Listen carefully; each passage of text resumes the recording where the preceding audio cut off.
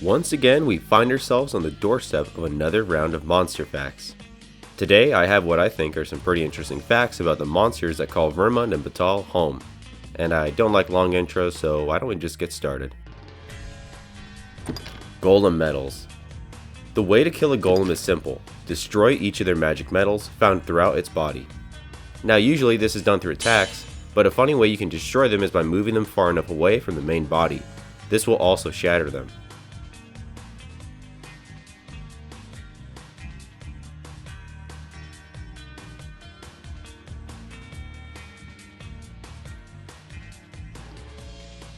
Red Dragon. While it may seem like an arbitrary choice at first, the decision to have the main dragon of the game be red is by no accident. Throughout fantasy media, dragons of the red color tend to be the strongest of their respective franchises. We can see this in multiple TV shows and games such as Skyrim, Delicious in Dungeon, and Dungeons & Dragons, all of which feature the red dragon at the top of the dragon pyramid.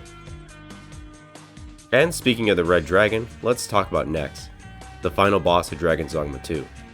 His name is quite interesting, as it actually means death or murder in Latin. Goblins laughing. Around the world of Dragon's Dogma 2, you can find multiple species of goblin. A funny quirk about these monsters is how they laugh. Like fucking dumbasses. Something I've noticed though is how some species of goblin will laugh under different circumstances. For a regular goblin, simply landing a blow is enough to make them laugh. But for choppers, they will laugh if they successfully hit you after leaping from tall grass. And as for the knackers, from what I can gather, they seem to only point and laugh after they kill someone. As every time my pawn or another pawn died, they pointed and laughed. But not for basic hits like the regular goblin.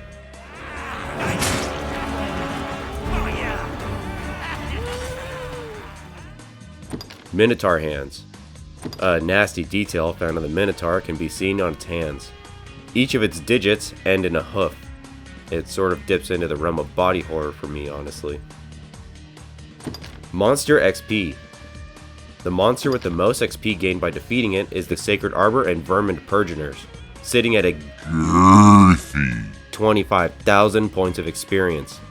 And if you're curious which mob gives the least experience, it's the Crow, at a measly 3 points of experience. Sleepy Cyclops. Something that can be easily missed is the interaction between the Cyclope and increasing their sleep value. As, let's be honest, I'm not going to try and put a monster to sleep as they tend to move in groups. But if the Cyclops' sleep value raises enough, they actually begin to yawn. Pretty funny. Griffin carrying oxen. The oxen is a favorite of the mighty Griffin, often the target of the Griffin's dives. But the cool thing is that the Griffin can actually carry away the ox sometimes.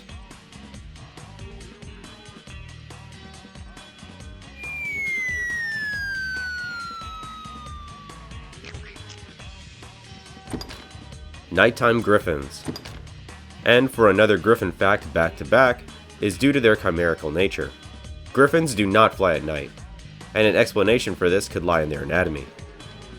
Eagles in real life actually have terrible night vision, as they're optimized for day hunting. This would also lead the Griffin to have the same problem, due to having the head of an eagle.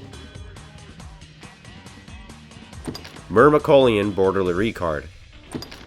There's a reference to another mythological beast in Dragon's Dogma 2 that doesn't appear as a fightable monster. The Myrmecolian is another chimeric monster with the head of a lion and body of an ant. This monster appears in name only for the Myrmecolian card to the Borderlerie. Rattlers. When rolled up in a ball, the Rattlers and their variants will not take any fall damage.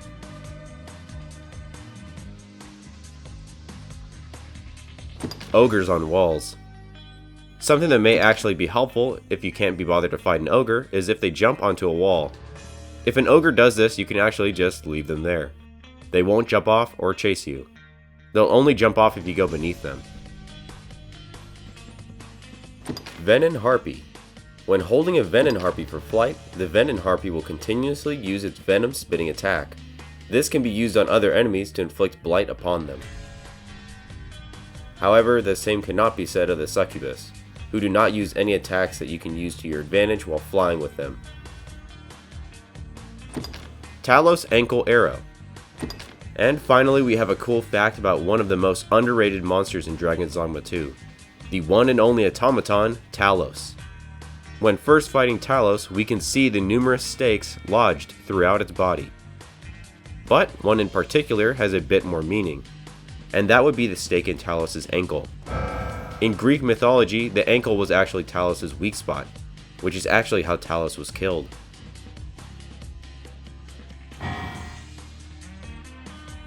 And as a bonus fact about Talos, we have another hidden automaton found in the Agamemnon volcanic camp that you might have missed, buried next to the ladder leading to the hot springs. I missed it for a while, so maybe you did as well. Well. Bye-bye.